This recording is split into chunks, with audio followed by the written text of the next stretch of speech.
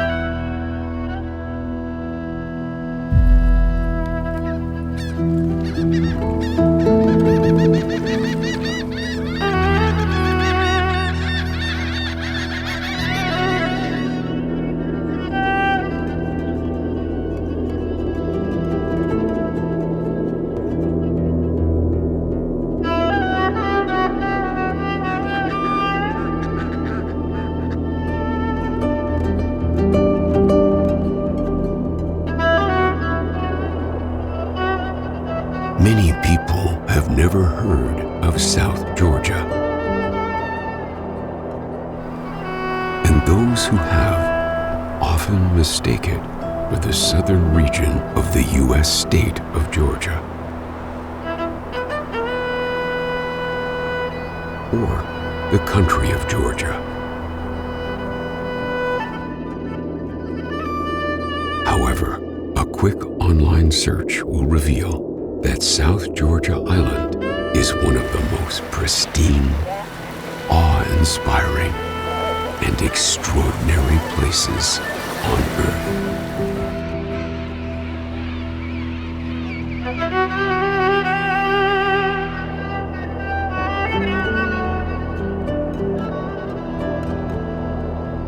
The island's climate is frigid, heavily influenced by its proximity to Antarctica.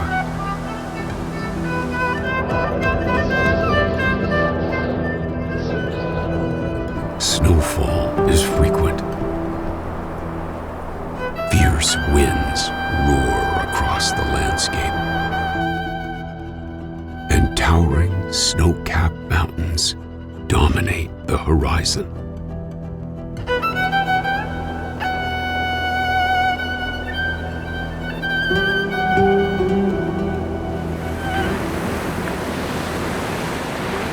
In the churning seas, colossal icebergs drift past, adding to the wild beauty of the scene.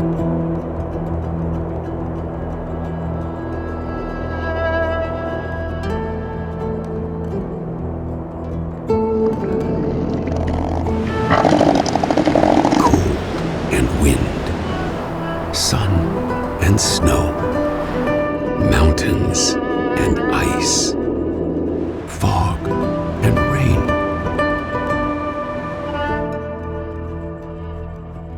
On South Georgia, you can experience all these extremes in a single day.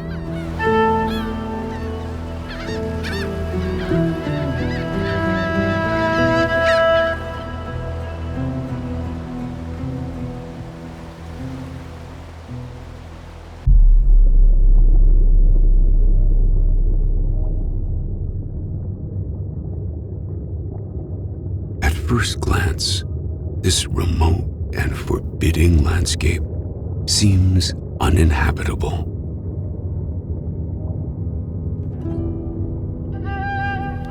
Yet, remarkably, it teems with life.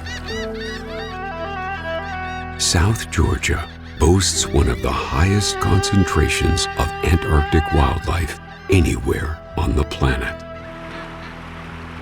Here, you can witness sprawling colonies of penguins numbering over 1 million individuals, along with hundreds of thousands of elephant seals, fur seals, and countless seabirds. The surrounding waters, rich in krill,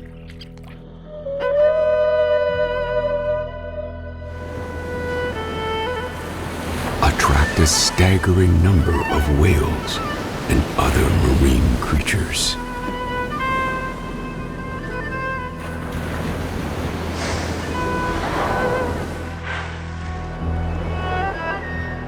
Beyond its natural wonders, South Georgia holds a place of historical significance.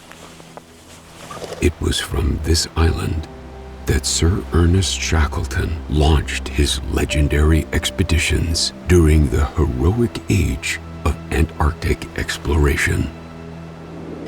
The island's rugged terrain and storied past make it a place of both awe and reverence.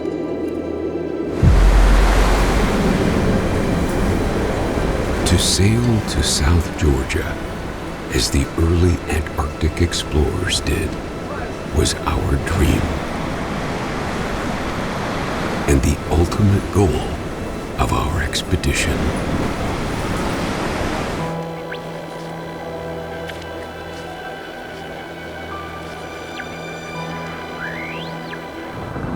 sailing these waters has always been fraught with danger. The powerful southern cyclones and tempestuous weather are frequent visitors here. Towering waves and relentless winds constantly remind us that we are navigating the 50th latitudes of the Southern Ocean.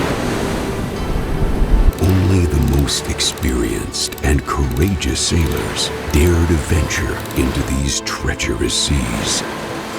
A truth that held 100, 200 years ago and remains unchanged today. Now, however, our journey is driven by curiosity. We are drawn to these remote waters aboard a yacht, compelled to explore the planet's most secluded and mysterious corners, places unlike any other.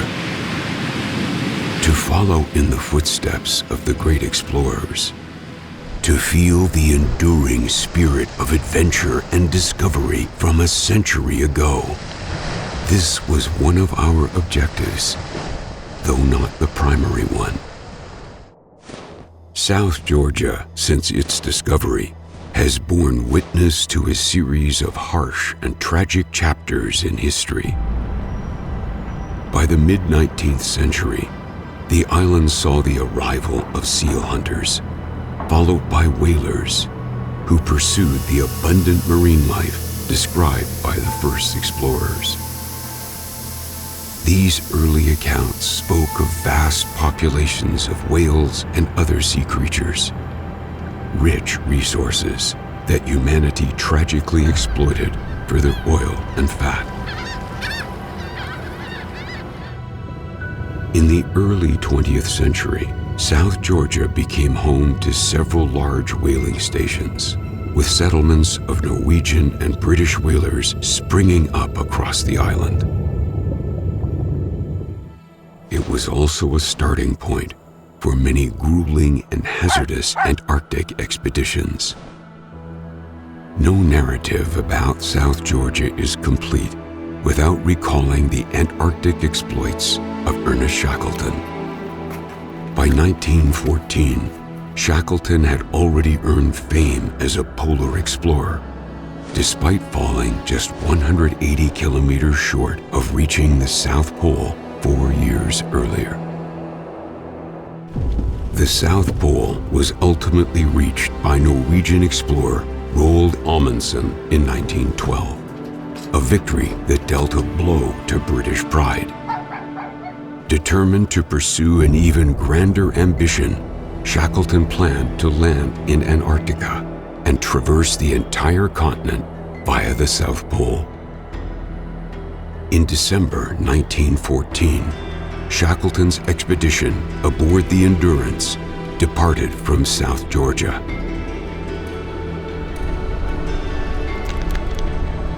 The ship became trapped in the ice and was eventually crushed, leaving the crew stranded.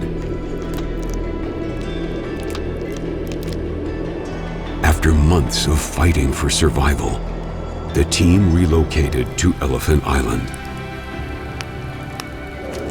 In an extraordinary act of leadership, Shackleton and a small group of 6 men braved the perilous journey across a storm-ravaged ocean in a lifeboat, reaching South Georgia.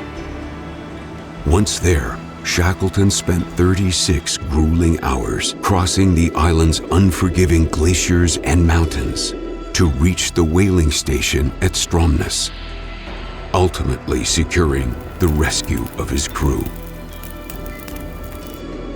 Although the expedition failed to achieve its original goal, the survival of every member under such dire conditions remains one of the greatest feats of leadership and endurance in exploration history. During his final expedition in 1922, Shackleton passed away and was buried on South Georgia. His grave remains one of the island's most visited sites.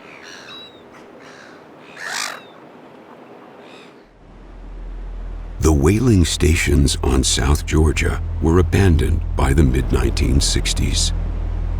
Their remains now serving as haunting reminders of humanity's brutal exploitation of marine life.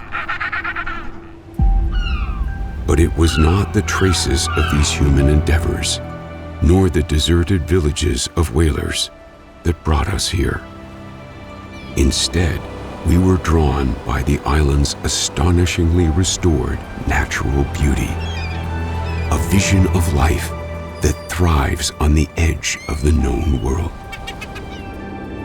Our journey was a challenging yacht expedition across thousands of nautical miles, through tempestuous seas, driven by the desire to witness the extraordinary.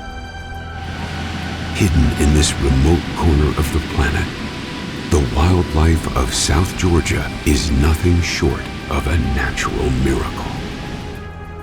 In the chapters that follow, we will share what we saw on South Georgia, its breathtaking landscapes, its vibrant and untamed wildlife, and its profound, almost otherworldly beauty.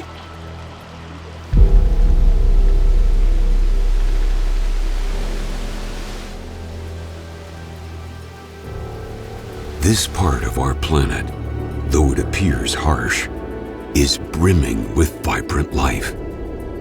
Millions of creatures inhabit this cold world, considering it their comfortable and cozy home. When the numbers of animals humanity had been actively destroying in these regions began to approach zero, and some species completely disappeared, people finally came to their senses and started saving what was left. Thanks to the strict conservation measures of the last few decades and efforts to protect Antarctica's and South Georgia's wildlife, a true miracle occurred. The animal populations of South Georgia have almost entirely recovered, making it one of the most densely populated places for wildlife on our planet. During our expedition in October 2024, approximately 20 scientists and several million penguins of different species resided on the island, along with millions of birds and marine animals.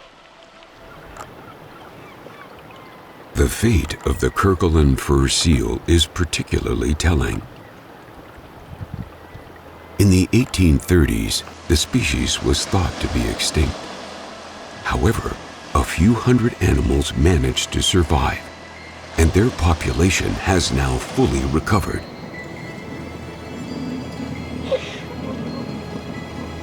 Today, around 5 million individuals thrive on South Georgia, which is home to nearly 95% of the global population.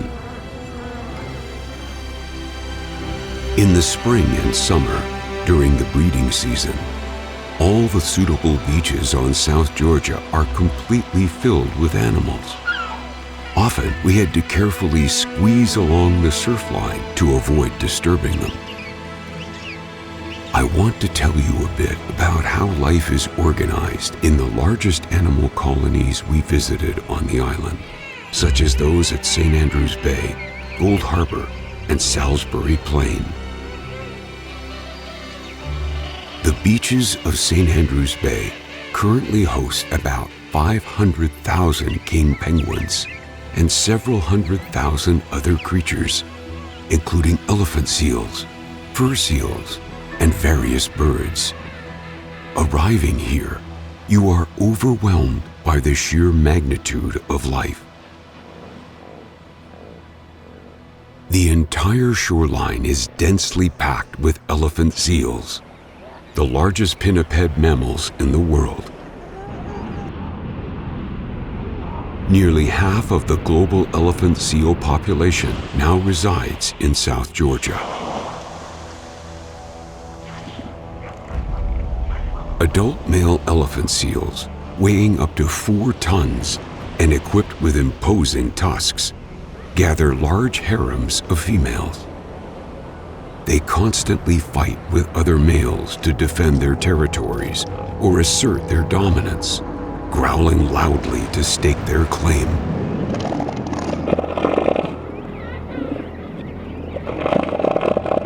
After brief clashes, the defeated male retreats to a safe distance, and sometimes a threatening roar is enough to send a young rival away.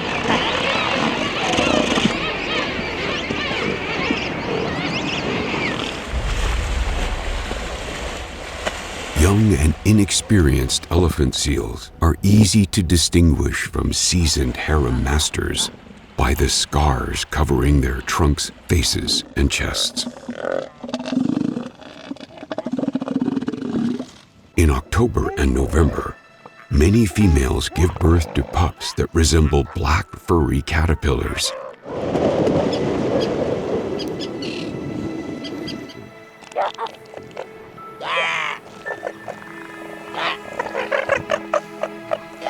These amusingly shaggy babies are fed for 3 to 4 weeks, during which the mothers communicate with them constantly. Elephant seals protect their skin from the sun and drying winds by tossing sand and pebbles onto their bodies, making them appear as though they are perpetually digging.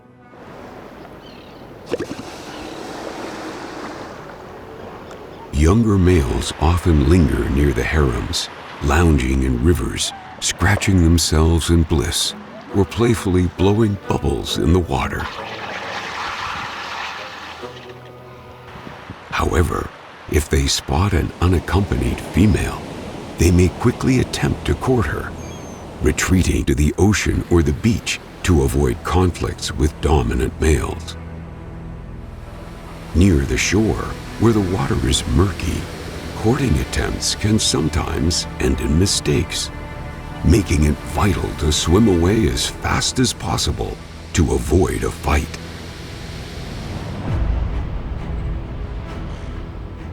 Young males also like to engage in quick fights among themselves, each defending its part of the beach, even if there are no females present.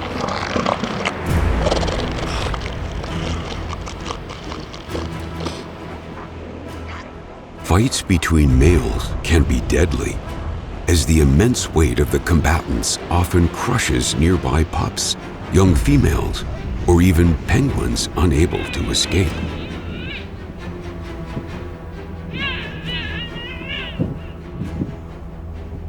This is a leading cause of death for elephant seal pups during the summer.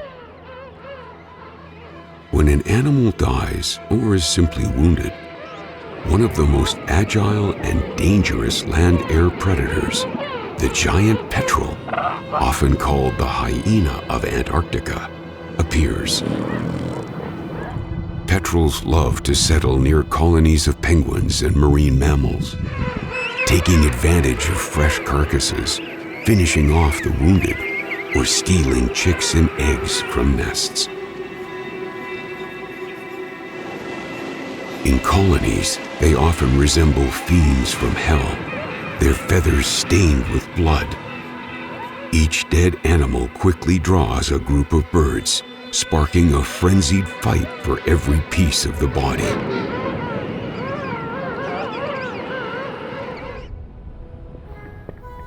Now, let's turn to the most prominent residents of this coast, king penguins.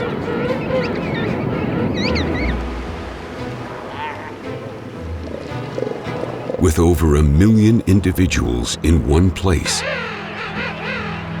their colonies are a cacophony of noise and activity. Many chicks, covered in brown fluff, stand together in large groups called nurseries, watched over by adult penguins. Early explorers mistook these brown chicks for a separate species and nicknamed them furry penguins.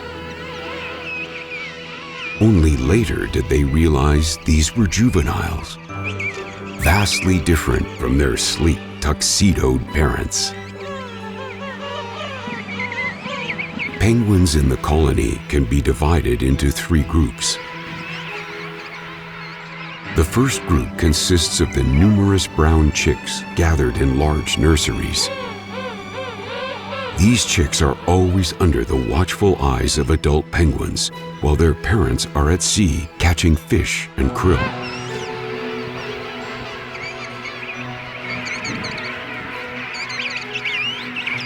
Though the parents may be absent for several days, they always find their chicks by their distinctive calls, as penguins possess an almost perfect pitch.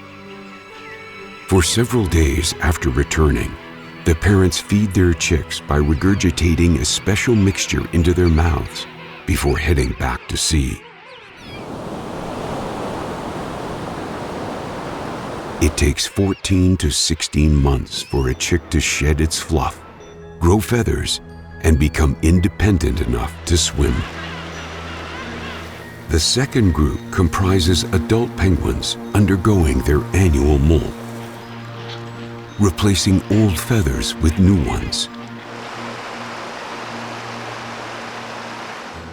During this period, they cannot enter the water without risking hypothermia, so they remain ashore, fasting and losing up to 25% of their body weight. To regulate their body temperature, molting penguins often stand in rivers or near icy lakes. Large groups of molting penguins occasionally move together as if responding to an unseen command. They can be found far beyond the main colony, on mountain slopes or traversing snowy plains. The third group includes adult penguins tending to their young, having paired for the mating season and laid eggs. Navigating through the dense labyrinth of elephant seals on the beaches is no easy task, often requiring them to double back and find alternate paths to avoid being crushed.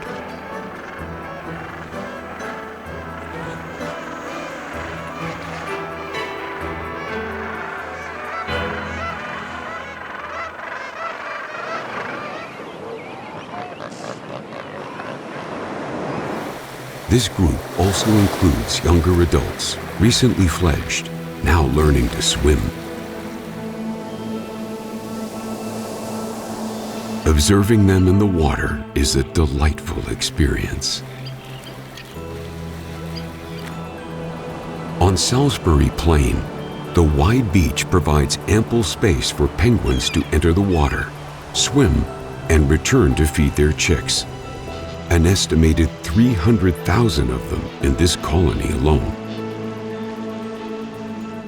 The sight of penguins against snow-capped mountains, foggy seas, or icy plains is mesmerizing. King penguins, noble and elegant. Gentoo penguins, familiar from Antarctica.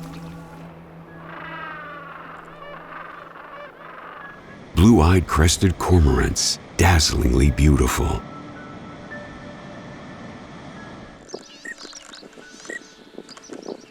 And pin-tailed ducks, once nearly extinct, but now thriving, all create an extraordinary spectacle.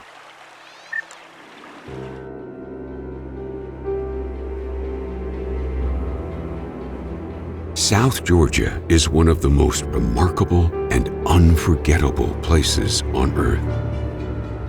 As our expedition concluded, we felt privileged to have touched something so ancient, yet profoundly vital.